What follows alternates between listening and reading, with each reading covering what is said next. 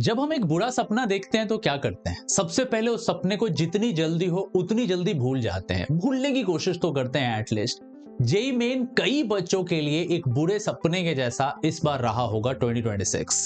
15 लाख बच्चे अगर एग्जाम दिए, 15 सारे 15 लाख बच्चे, हम 100% श्योर 12-13 लाख बच्चे ऐसे होंगे जो अच्छा परफॉर्म नहीं कर पाए, जो कि बहुत ऑब्वियस है, उतना सीट भी हमारे पास नहीं होता है। तो इन बच्चों के लिए नेक्स्ट क्या है? What is next? क्या हम फिर से उन्हीं गलतियों को दोहराएं जो गलतियां हमने पहले करी? जनवरी में हमने वही गलती करी, अप्रैल में हमने वही गलती करी, अब एडवांस के लिए बहुत अच्छी तरीके से मेंटली प्रिपेयर्ड नहीं है।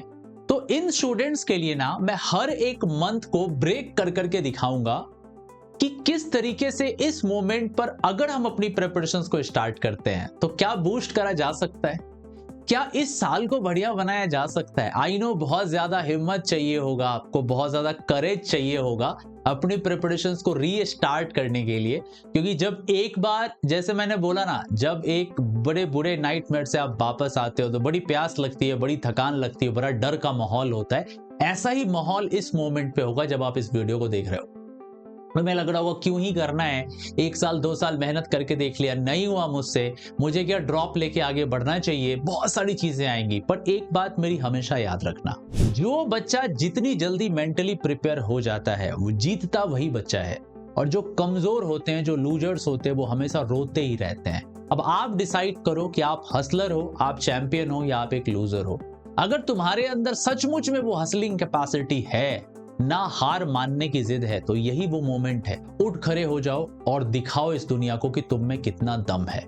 एक बड़ा ही कमाल का ओवरऑल एनालिसिस मैं इस वीडियो में आपके पास लेके आऊंगा, कंप्लीट एनालिसिस। तो बहुत ध्यान से इस चीज को सुनना। आप में से कई स्टूडेंट सुन रहे होंगे, ये वीडियो मुझे रिकमेंड कर गई, आप होते हो कौन हो बताने वाले। भाई मैंने 3 साल लगातार 3 साल 3 अलग अलग स्टेट टॉपर को मेंटर किया है। 2024 बिहार स्टेट टॉपर प्रथम कुमार जो आईआईटी बॉम्बे में सीएससी लेके पढ़ रहा है।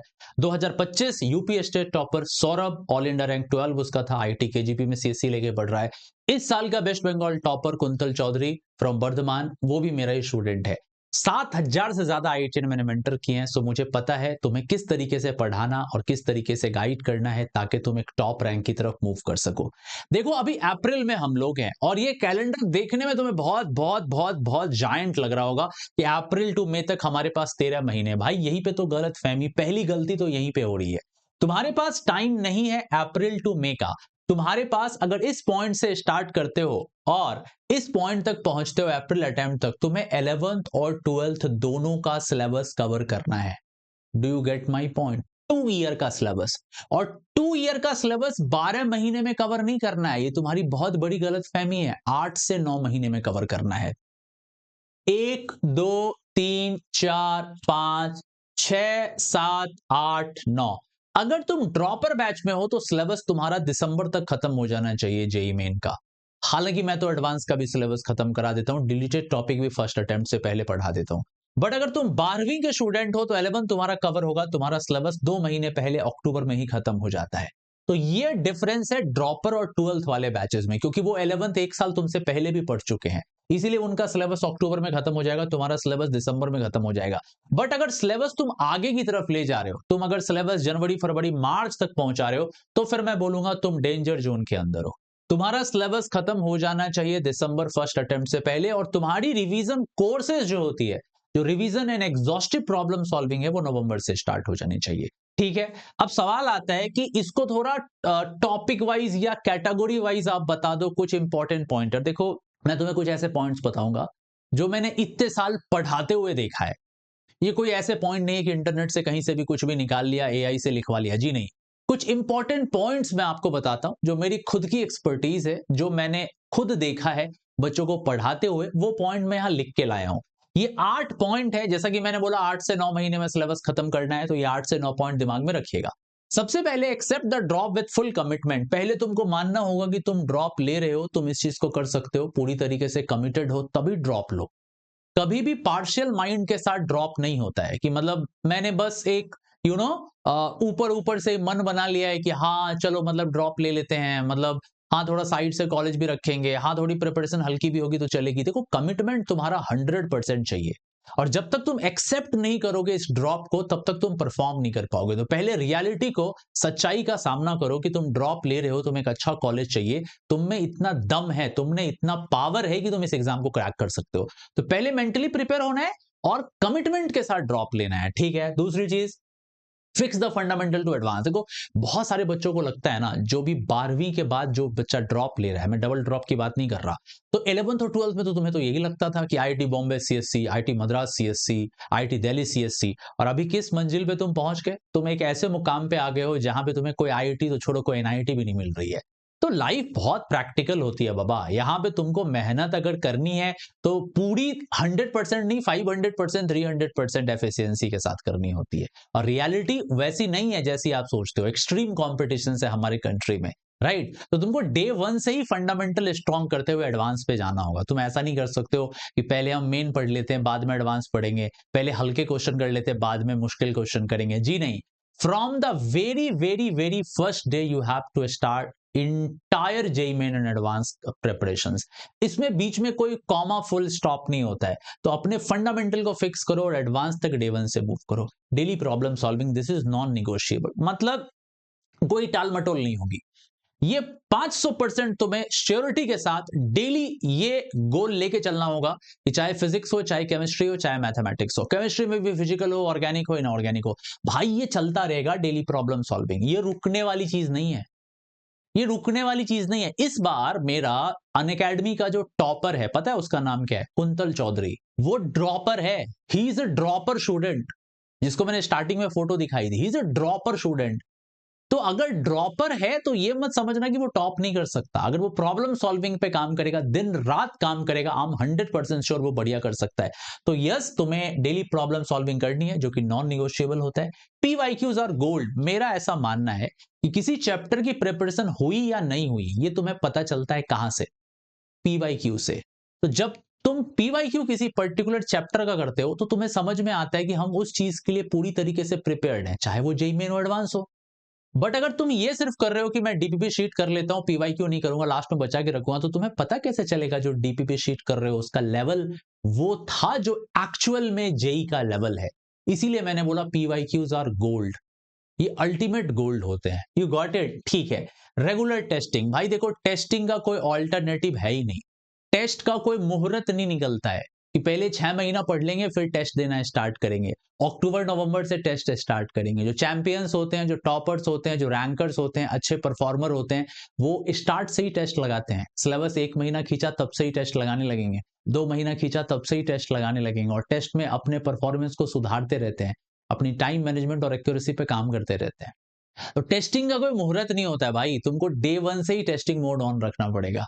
ठीक है, तो टेस्ट लगाते रहो। ठीक है, नंबर 6 पर आता है बिल्ड अ रिवीजन सिस्टम। बहुत सारे बच्चों को ऐसा लगता है कि रिवीजन ऑप्शनल होता है। भाई रिवीजन मैंडेटरी है। जो तुमने आज पढ़ा वो कल रिवीजन करना है, जो कल पढ़ा परसों रिवीजन करना है, और रिवीजन तब तक करना है जब तक तुम्हारा एडवांस नहीं हो जाता। एक चीज को इतनी बार पढ़ो, इतनी बार रिवीजन करो कि वो तुम्हारे सबकॉन्शियस माइंड में, तुम्हारे डीएनए में शामिल हो जाए, ताकि जब एग्जाम में क्वेश्चन को देखो तो देखते साथ ही समझ में आए कि इसको किस डायरेक्शन में लेके जाना है जिससे ये सॉल्व होगा। ये तभी आएगा जब तुम multiple time and time revision कर रहे हो। You got it? समझ में आई बात मैंने क्या बोली? तो रिवीजन कोई ऑप्शनल चीज नहीं है कि पहले पूरा सिलेबस पढ़ लेते हैं फिर रिवाइज करेंगे। ठीक है, उसके बाद रिमूव डिस्ट्रैक्शंस, बहुत इंपॉर्टेंट है। आज के बदलते हुए भागदौड़ वाली जिंदगी में लोगों के पास बहुत कुछ है। इंस्टाग्राम है, ट्विटर है, फेसबुक है, स्नैपचैट है, क्या क्या नहीं है तुम्हारे पास। भाई बच के रहना होगा इन चीजों से। इसमें जितना ज्यादा तुम टाइम दोगे, तुम्हारे दिमाग को उतना हैंग करेगा, तुम उतना ब्लैंक हो जाओगे। Don't do it. Extra use ना करो इन चीजों का। अगर तुम्हारे पास है तो थोड़े टाइम के लिए डीएक्टिवेट कर सकते हो, बट जब तक ये रिजल्ट आ नहीं जाता, एग्जाम ओवर नहीं हो जाता, तब तक तुमको डिस्ट्रैक्शंस पे काम करना होगा। बोलोगे नहीं मेरे सोशल डिस्ट्रैक्शंस नहीं है, तो मे बी कुछ ऐसे डिस्ट्रैक्शंस हो जो सोशल ना हो। तुम्हारा फ्रेंड सर्कल बहुत ज्यादा टॉक्सिक हो, तुम्हारे दोस्त अच्छे ना हो, उनकी संगत अच्छी ना हो, तो इन चीजों को भी थोड़ा अवॉइड करना है। बोलोगे नहीं दोस्त भी हमारे अच्छे, तो भाई तुम बहुत ज्यादा स्पोर्ट्समैनशिप दिखाते हो, बड़े लोगों के साथ घुलते मिलते रहते हो, ये भी हो सकता है। बहुत ज्यादा खेलते रहते हो, है ना, फुटबॉल क्रिकेट का बड़ा ज्यादा शौक है, तो इन चीजों में भी टाइम को वेस्ट नहीं करना है। बिकॉज तुमको पता है कि इतने कम वक्त के अंदर पूरा सिलेबस खत्म करना ये अपने आप में काफी चैलेंजिंग है, ठीक है। तो डिस्ट्रैक्शंस रिमूव करना, मेंटेन हेल्थ एंड कंसिस्टेंसी बहुत इंपॉर्टेंट है। जेई का तो खेल ही कंसिस्टेंसी और डिसिप्लिन का है, ये तो डे वन से तुम जानते हो, तुम्हारे सीनियर्स भी जानते थे, तुम्हारे जूनियर्स भी जानते हैं। तो जब खेल ही पूरा कंसिस्टेंसी और डिसिप्लिन का है तो हेल्थ को तो कंप्रोमाइज नहीं कर सकते ना। तो जब तक आप हेल्दी नहीं रहोगे, फिट नहीं रहोगे मेंटली और फिजिकली, अपना एग्जाम में कैसे 100% दे पाओगे। और ये वो एग्जाम है जहां 100% से नहीं होता, 300 500% देना होता है। तो तुम समझ रहे हो तुम्हारा एक हेल्दी लाइफस्टाइल कितना इंपॉर्टेंट है। अच्छे से खाना खाओ, थोड़ा बहुत एक्सरसाइज करो, सुबह जल्दी उठने की आदत डालो, लेट नाइट मत सोना है, ये सब चीजों के ऊपर ध्यान रखना है। तो JEE is all about this mission. ये एक मिशन के तहत काम जब तक नहीं करोगे तब तक नहीं होगा। तो जितने महीने में सिलेबस खत्म करने के लिए मैंने बोला है, उतने मैंने यहाँ पॉइंटर्स भी डाल रखे हैं। इन सारे पॉइंटर्स का ध्यान दो। एक इंपॉर्टेंट बात, मुझसे पढ़ना चाहते हो और ये जो एकदम लेजेंड्स पैनल है, इनसे पढ़ना चाहते हो, तो हमारे दो बैच आ रहे हैं इस बार ड्रॉपर के लिए। एक है फिनिक्स लेजेंड्स और Phoenix SRG batch. SRG batch में तुम लोगों को रिकमेंड करूंगा क्योंकि इसमें 13 फीचर्स मिलते हैं। 13 फीचर मतलब समझ रहे हो 13 फीचर का क्या है? मतलब इसमें सब कुछ है, एवरीथिंग। एवरीथिंग का मतलब प्रिंटेड नोट्स हो गए, मॉड्यूल्स हो गए, एसआरजी मेंटरशिप ग्रुप हो गई, बहुत सारे फीचर्स है। आइकॉनिक का कॉम्प्लीमेंट्री सब्सक्रिप्शन है, प्लस के सारी क्लासेस, टेस्ट, एवरीथिंग इंक्लूडेड है। बट इसकी कॉस्टिंग ज्यादा है, ये 40,000 रुपए लगेगी एसआरजी बैच के अंदर। और ये वाला जो लेजेंड्स बैच देख रहे हो, लो कॉस्ट ऑप्शन है, इसमें सिर्फ क्लास मिलेगी और क्लास के साथ जो मेजर और माइनर टेस्ट है बस वो मिलेगा और कुछ नहीं मिलेगा। तो तुमको जो भी लेना है मैं इन सब के लिंक नीचे डिस्क्रिप्शंस में दे दूंगा। ये वो पैनल है जिसने 13 100 परसेंटाइल पढ़ाए हैं। मैंने खुद 7 से 8 हजार आईआईटीएन को मेंटर किया है। मेरे स्टूडेंट सिर्फ इंडिया ही नहीं बल्कि इंडिया के बाहर भी कई यूनिवर्सिटीज में रिसर्च कर रहे हैं। कई तो ऐसे हैं जो आईआईटी दिल्ली में गोल्ड मेडलिस्ट थे और अभी बहुत बड़े बड़े यूनिवर्सिटीज में एल्गोरिथम एआई पे पीएचडी कर रहे हैं। तो ये वो पैनल है जो कमाल का पैनल है, जो तुम्हें एक मौका देता है अपना 100% हम लोग देंगे, तुम अपना 200 से 300% दो और हम लोग मिलके एक बहुत बढ़िया रिजल्ट लाएंगे। मैंने जो लिंक दिया है, जब तुम लिंक पे क्लिक करोगे ना तो कुछ ऐसा पेज खुल रहा होगा या कुछ और भी पेज खुल सकता है। तो जैसा भी पेज खोले तुम वहां पे अपना फोन नंबर डालोगे, ईमेल आईडी डालोगे और पेमेंट कर सकते हो। अलग अलग तुमको उसके अलग अलग गेटवेज मिलते हैं। अगर लो कॉस्ट पे आते हो तो सिर्फ तुम्हें लेक्चर चाहिए और कुछ नहीं चाहिए, ओनली लेक्चर मेरे को चाहिए और टेस्ट चाहिए, तो ये वाला है लो कॉस्ट में। इसमें 499 मतलब 5,000 के अंदर प्रेपरेशन से और 2 साल के लिए 9,000 के अंदर ये ऑफर चल रहा है। ये लो कॉस्ट है, इसमें सिर्फ लेक्चर मिलेंगे और टेस्ट मिलेंगे और कुछ नहीं मिलेगा। और जो मैंने एसआरजी बोला है उसके अंदर 13 नए फीचर्स मिलते हैं, वो कमाल का है, उसमें भी तुम आ सकते हो। सारे लिंक नीचे है। देखो इंपॉर्टेंट ये है कि प्रिपरेशन सही मोमेंट पर स्टार्ट कर दो, नहीं तो फिर से वही बात होगी, यूट्यूब पे हम अक्टूबर नवंबर में जाके वन शॉट देखेंगे। तो खुद डिसाइड करो, अभी से पढ़ना है, स्टार्ट करना है, या अक्टूबर नवंबर में जाके वन शॉट देखनी है।